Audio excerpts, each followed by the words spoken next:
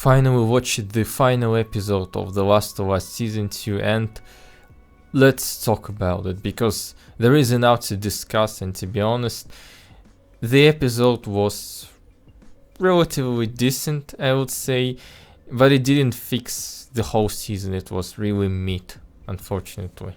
Even though I really tried to like it, but I couldn't. But let's talk about this episode specifically. There are two moments specifically that completely put me off. The first one is when Ellie was trying to save the terrified kid caught by the WLF soldiers.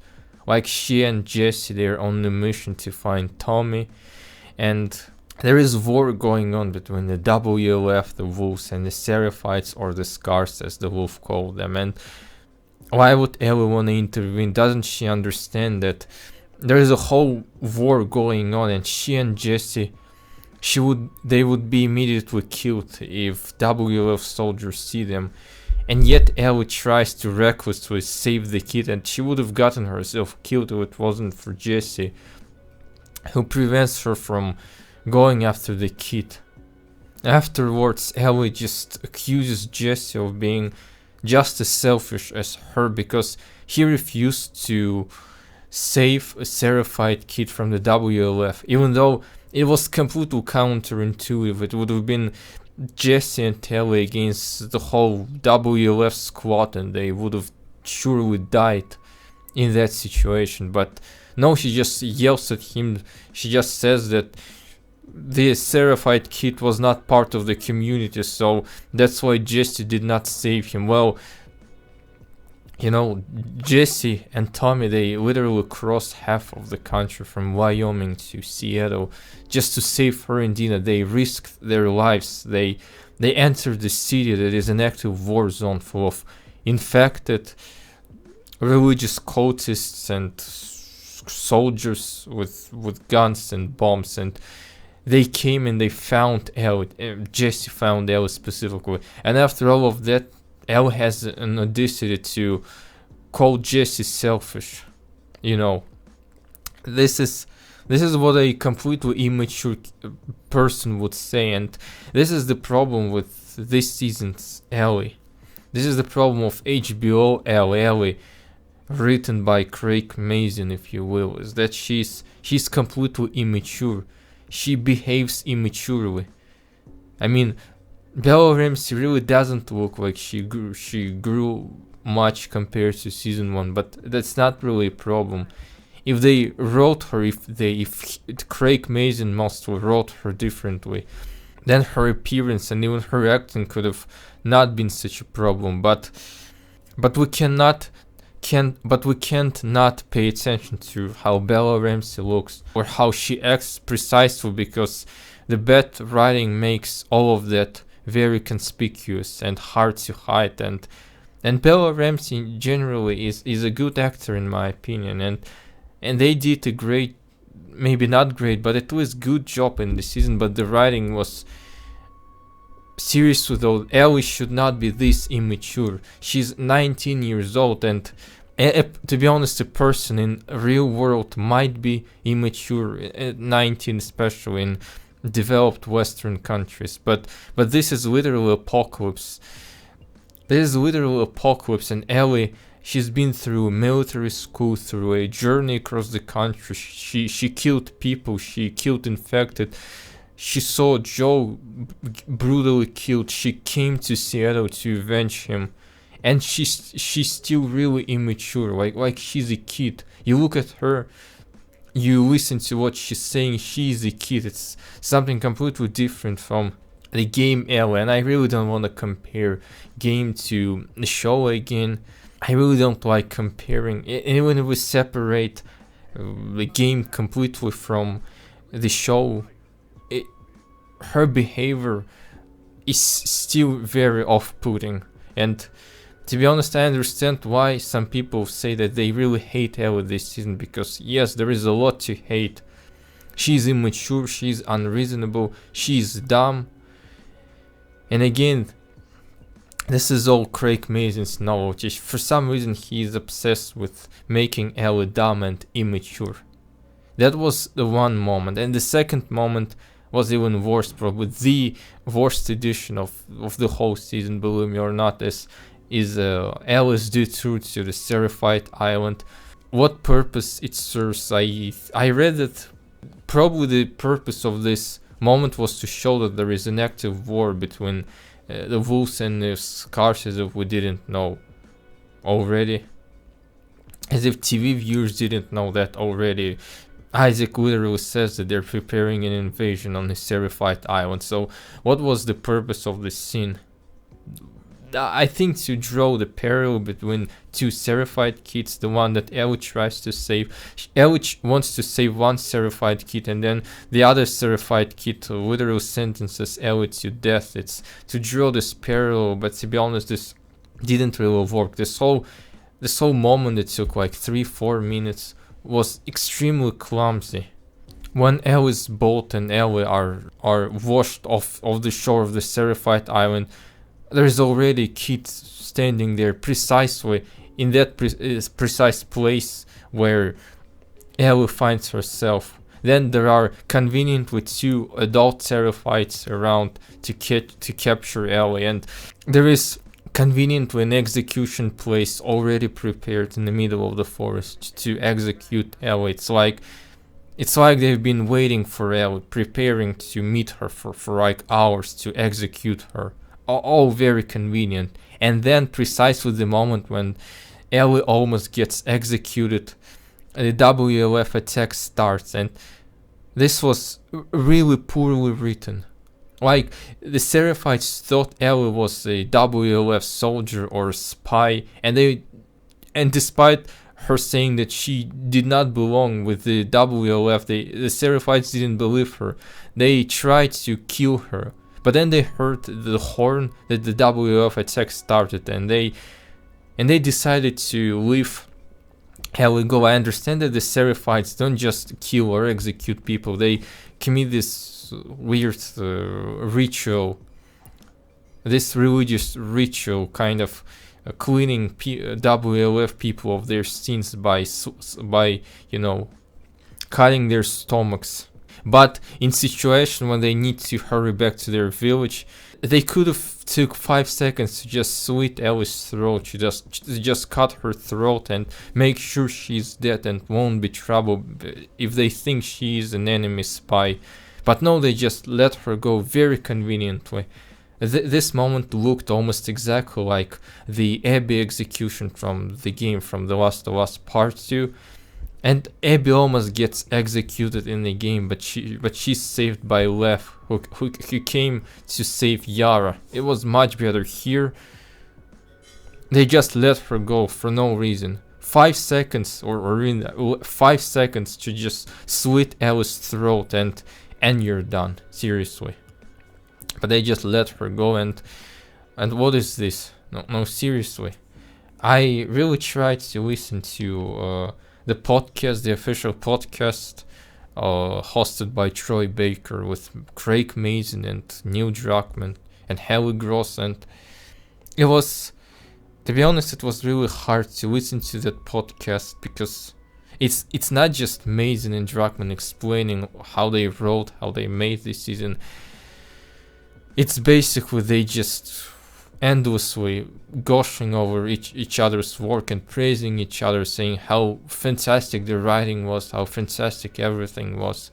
Amazing, and Druckmann and Baker just endlessly praising each other for like 40-50 minutes, almost as much as the episode itself lasts. And when Troy Baker was praising Mazin for how well the Seraphite Island was written, I couldn't listen to the podcast seriously. It's not well written from a writer's perspective.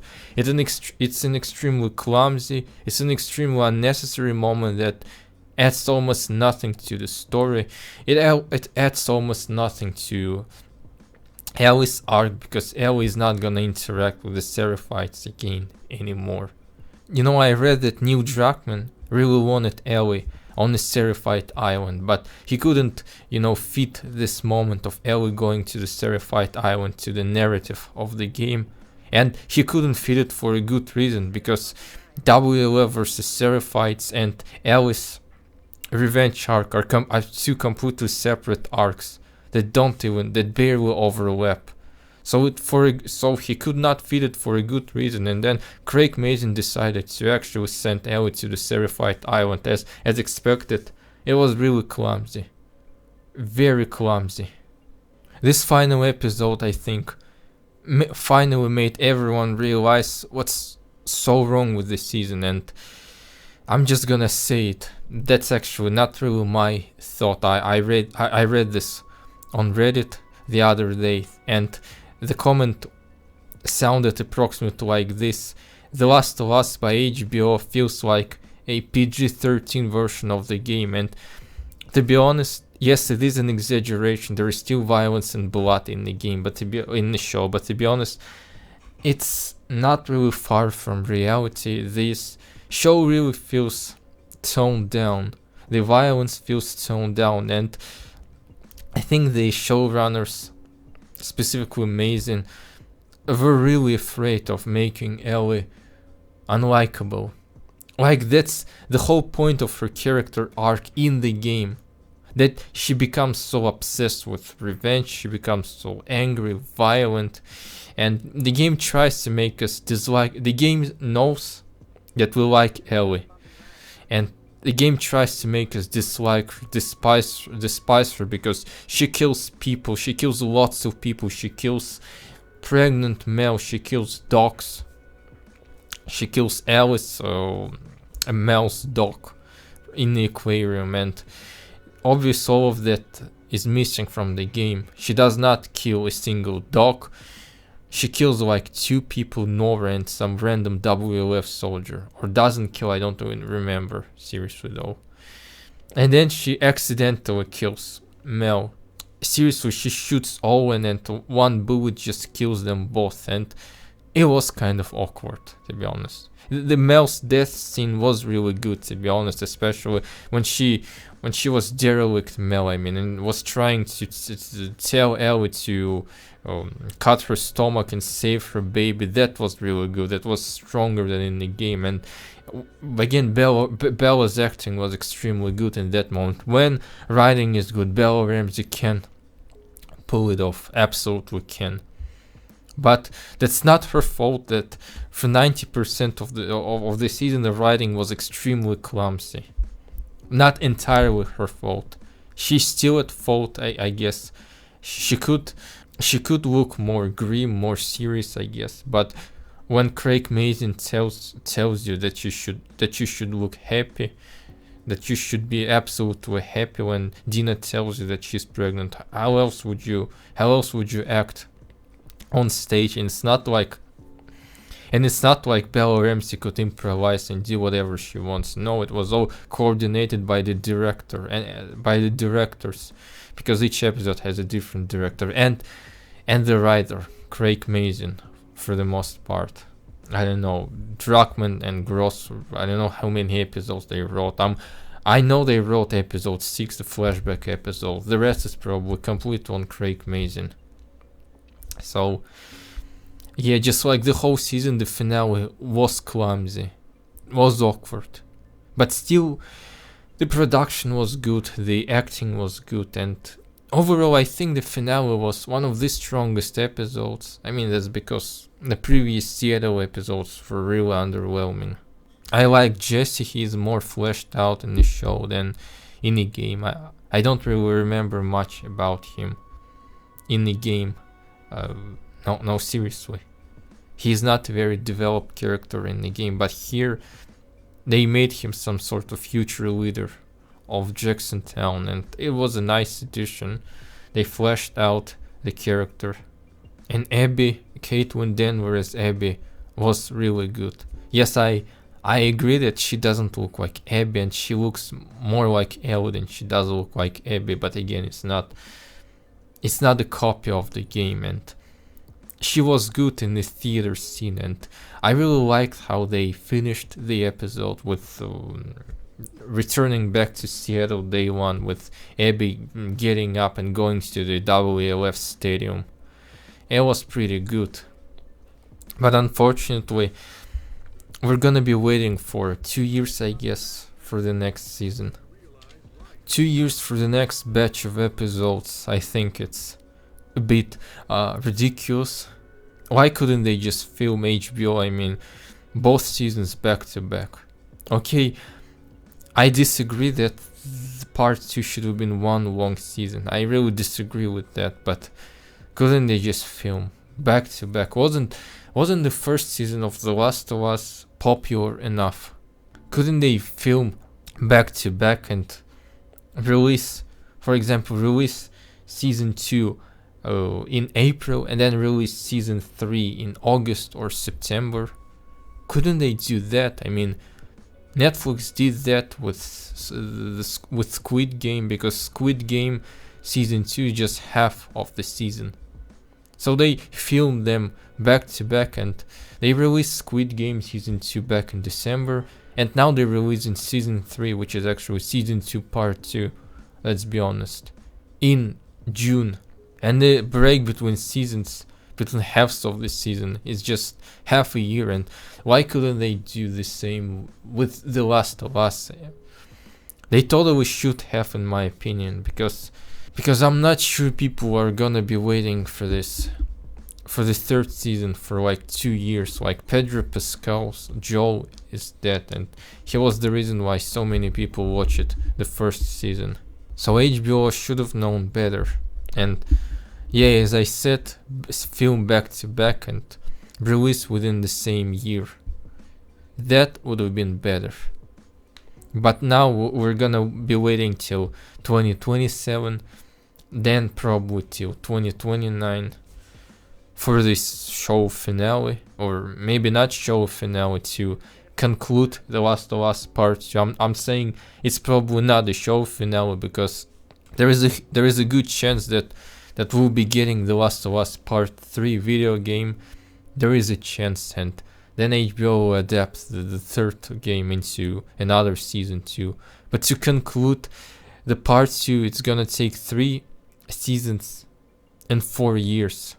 Season 2 was really short, just 7 episodes. It should have had more episodes. Even if they stick to 7 episodes, they could have made it longer, like each episode at least 60 minutes. But no, the finale, for example, for some reason was under 50 minutes, 49 minutes. It was simply not enough. Just add 10 to 15 minutes to each episode to show more locations from the game, to flesh out the story better, to make Ellie's journey, to make everything Ellie does in the show more earned, to show how she goes through Seattle, how she goes through the infected. I'm not asking for show Ellie to fight Blotter like she did in day 3 of the game. And just show us more infected, more WLF soldiers, how she uses mind traps, how she uses guns, everything Joel taught her while they were traveling together, how she uses her cleverness and her military training and Joel training to navigate through Seattle to find Abby. Just show us that. Just add 15 minutes to each episode just to show us that. Yes, I agree that the characters spent too much time in Jackson, like 2 almost 3 episodes, and they arrived in Seattle just by the end of episode 3, so almost 50% of the show if we exclude flashbacks spent in Jackson and not in Seattle. So yeah, lots of problems, but I think that the season 3 with Abby is gonna be better, because I wanna be fair, almost everything related to Ellie was not good, but everything else, the scars, the wolves, Abby Isaac, was pretty good in my opinion, and I think season 3 will be better. The Abby's arc will be better, even if we take the game Abby, her part of her half of the game, her arc is way more interesting, way more cinematic than Ellie's half. So I think it's gonna be better, yes. But yes, unfortunately, season 2 was really mediocre, I would say. I would give it 7 out of 10 just because episodes 2 and 6 were extremely good. But overall, a very big disappointment. Yes, very big disappointment. I knew that this show could not be as good as the game because the game is so grand, so monumental, so creative that it's really, really hard to make anything better than the game. The game was already near perfect. And I did not expect the show to be just as good as the game, but I expected it to be like season 1 of the show was not as good as the game, but it was really well acted, very enjoyable. But unfortunately, I had to half of the of season 2 felt like chore to me. Unfortunately, I really like this world. I really like these characters, and I like these actors. I like Bella Ramsey, but watching the show felt like chore, unfortunately. Anyway, thanks for listening or watching. So see you next time, and bye, and leave a comment. What did you think about season 2? And see ya.